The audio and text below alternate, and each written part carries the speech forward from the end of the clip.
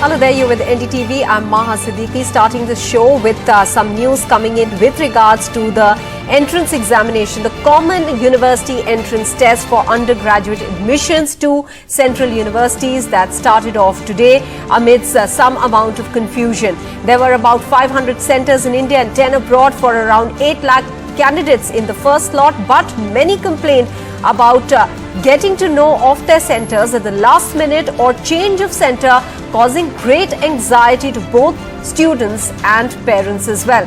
From now on, if students wish to pursue their undergraduate courses in central universities, then they will not get admission through their 12th board exam results, but through the common entrance test.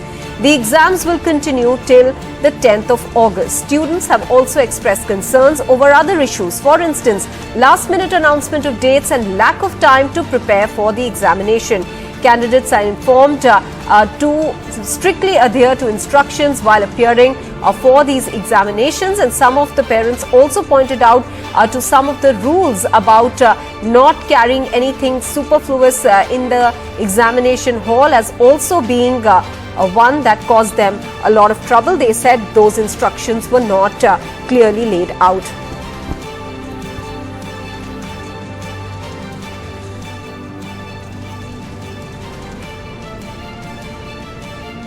All right, we are now being joined by guests here on the show. Khushi Gupta is a student who's joining us on the show this evening, and Sudha Acharya, principal of ITL Public School, is also here with us on the show, the chairperson of the National Progressive School Conferences as well. Khushi, I want to first come to you because it is an issue related to students. I understand that parents and both students were complaining today. There was some amount of confusion. What was it like at the centers? Okay, so basically our exam is on 3 o'clock and we have to reach on 2. We have reached there and the security guard was saying that this is not your center, you have to go to the Noida. Like our center is on Rohini Technical Institute of Advanced Studies, and there like on the 2:30 they are saying that you have to go to the Noida for the exam. Like there are 25 students there and they were like, how can you, we have not informed there, like no information before ki aapka change ho gaya, there's nothing, and they're saying ki no, there's no exam conducting. So there's a violence between the parents and the officials of that college. So yeah. Ji, Khushi, in fact, we have that video there where we can see angry parents and students. But tell us what happened after that. Were you all able to go to the other center? Were you all able to take your exam? And what have you been told by the authorities now? No. The officials of the college, they mailed to the official website of them and they not replied. I don't know. Like we have waited that maybe 3 hours and they haven't done anything. Like police also came there for, like my father called police and FIR had also registered maybe, I guess. And yeah. All right. One final question before I go across to my other guests, and I'll request you, Khushi, to continue to stay with us. Also help us understand, Khushi, did you all officially on the website, was there any number or any email address where you could have sent out this problem that you all faced? And, is there a possibility of another date being allotted? Have you all been told anything at all? No, ma'am. Like they haven't told me that surely you have to give the exam like later on, and they didn't assure anything. All right. No assurance has also come in this case, certainly leaving both students and parents extremely anxious. Let me also introduce my other guest, Abha Dev Habib, Associate Professor, Physics Department from Miranda House, is also joining us here on the show, former member of the Executive Council of DU. Sudha Acharya, let me come across to you, ma'am. First, help us understand, ma'am, all the students, for instance, you just heard Khushi there, who were at a center today, could not take the exam. What happens to them? Their future is at stake here, and there is no redressal mechanism that she's talking about. She hasn't been informed whether she can take the exam at the next date or not. How does this problem get resolved? Yes. I have all the empathy with Khushi, and it has been implemented so hurriedly this year. Even in my school also, there are 2 students. One is special need child whom I was counseling, and he was really anxious During that time only, in the late afternoon, he got a mail that your center has been changed. And this child is located in Dwarka. Now these two children, they got their center in Noida. So it is too far. Today morning 5:45, my students left home, and then 2 slots one day. I think they'll reach home at 8. They have never experienced this kind of, and they said that this is not done. 11th only dates are declared, and then 2 days before they got their admit card with the center, and a day before again the center has changed. So really it is creating a lot of stress and anxiety, not only amongst the students but amongst the parents also. So I have all the empathy, and there was no redressal system. So that is most important thing. So one of my girls said that we had to reach much earlier. So it is really heroic experience. I understand that this is done on a large scale. Technical glitch will be there. First time it is done, but not so much. Absolutely. And these are hardly what one can call, ma'am, technical glitches. These are things that should have been streamlined. Uncertain. Now Khushi doesn't know when she will get her slot, and when her exam. She must be in anxiety what will happen to her. So this is happening to many students, and I'll tell you one experience of my school, who is a special need children with multiple disability. He got his slot today and 2 slots on the same day. Can you imagine? He has got 1 hour extra. So 8 hours the child was supposed to sit today from 9 to 1 and 3 to 7. And center is in North Campus. He stays in Dwarka. His center was in Dwarka, and last moment center changed to North Campus. Well, this can certainly be categorized as mismanagement. You know, that is what we are seeing here. I'll interrupt you there, ma'am. Let's first take a look at this confusion that has arisen today as far as centers are concerned. Abha Dev, what do we do next? I mean, there is no redressal mechanism, as Khushi is saying. She doesn't even know when she can appear for her exam. There's a principal who's also seconding her, saying that she has seen students go through this. What next now?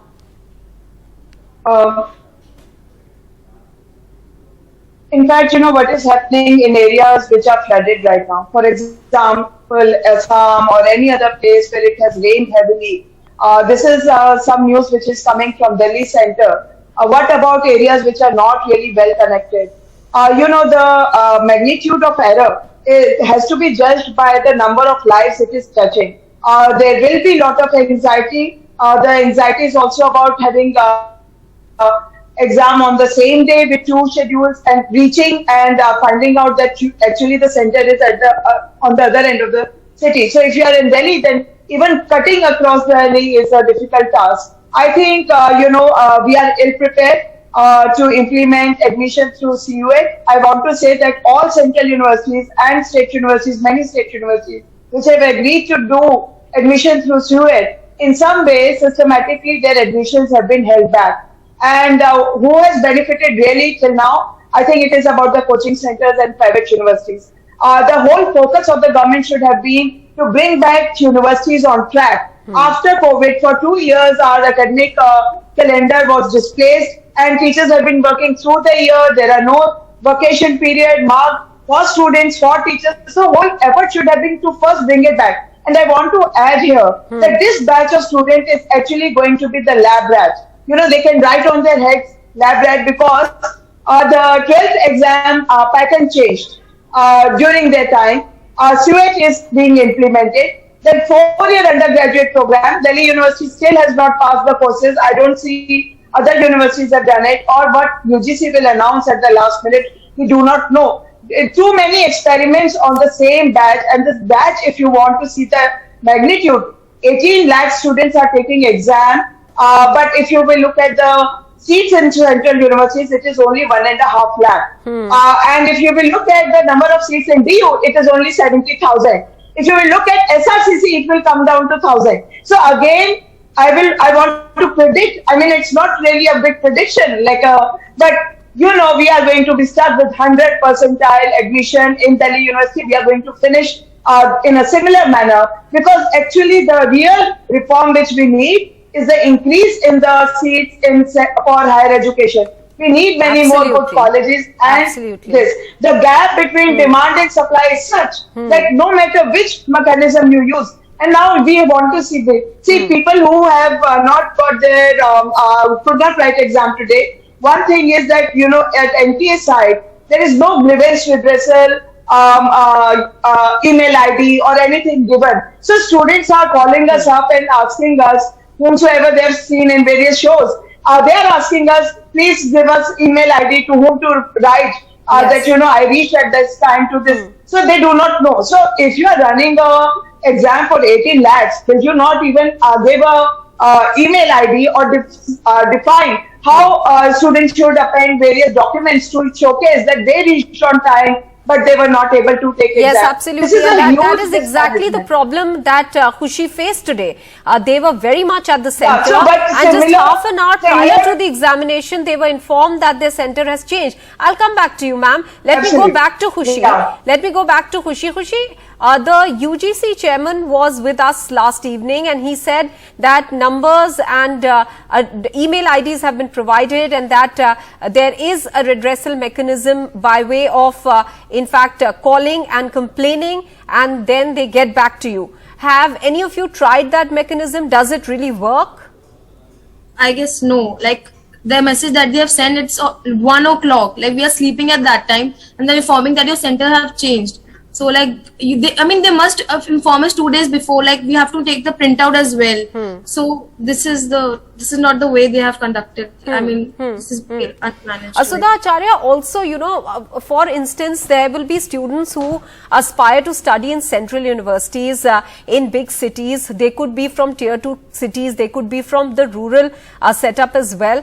What happens to them? I mean, people compare many of these students with aspirants for JEE and NEET, saying that those students appear through online examinations, so these other students can. But has this been factored in, clearly that those aspirants and their level of competence as far as handling an online exam is concerned may be very different from a student who just wants to get through to a good university?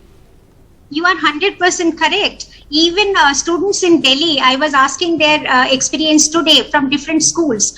In staying in Delhi also, they were saying that in between there were technical glitch. It takes half a minute to click on the options and then finding the correct option and then responding. So in tier 3 or 4 cities, they do not have that kind of privilege to do practice. So obviously equity has been compromised. Repeatedly I tell you that through this CUET, the most vulnerable class, mostly our girl children, will be affected. We have given our education on a platter to coaching center, and who have really profited is private universities. What I have seen is that almost 75 to 80% of students, they have assured and they have taken admission in private universities, and within 15 days they lose money when they get through CUET and get admission in DU because they are not certain. It is so unpredictable. So that's why they have taken admission in various universities to just secure a seat. So they are privileged lot in metro cities, but what about in rural areas? They don't have this kind of privilege. The reality is everybody doesn't have that kind of money to, pay in one university, a private university, hold a seat there while trying to get through a central university of their choice through this examination. So clearly you've made a very valid point there. Abadeva, I want to come to you again now on the issue of level playing field, because as Sudha Acharya is pointing out that this certainly doesn't appear to be so. But the CUET was, we were given to believe, is being brought to provide a level playing field, because the 12 board exams for various states could be different, their marking system could be different. Do you think in that context the CUET was justified, but only its rollout is flawed? No, CUET is in its own philosophy. The very philosophy is, is wrong. It goes against the mandate of central universities, which should be open to state and CBSE board students, state boards and CBSE boards. DU was open to each and every student. And also because if you are saying that CUET syllabus will be NCERT, in one stroke, you have actually most of the education happens in state board schools. So the government has actually discriminated against those who are going to state boards. Out of lakhs of schools which are running in the country, only 22,000 or so are CBSE board schools. So you have actually discriminated. Also, the time of the announcement of CUET in this year, that was also very discriminatory because the government could not have reached. There was no possible way to reach each and everybody who wanted to be part of a central university. People in the rural background, people coming from suburban areas, the first generation people who are coming to universities, all of them has been discriminated against. And also the coaching, the cities where coaching centers are present, I think parents felt that their child has a better chance to secure a seat. But what about villages and suburban areas? There are no coaching provisions there. There is no, and also the school education has been ruined in one stroke. So the basic assumptions, the basic philosophy of CUET is against the mandate of central universities. So you're saying both the rollout as well as the whole concept of CUET is flawed, and therefore there should really be a rethink, and especially after the experience that the students had today, which was nothing short of harrowing for most of them.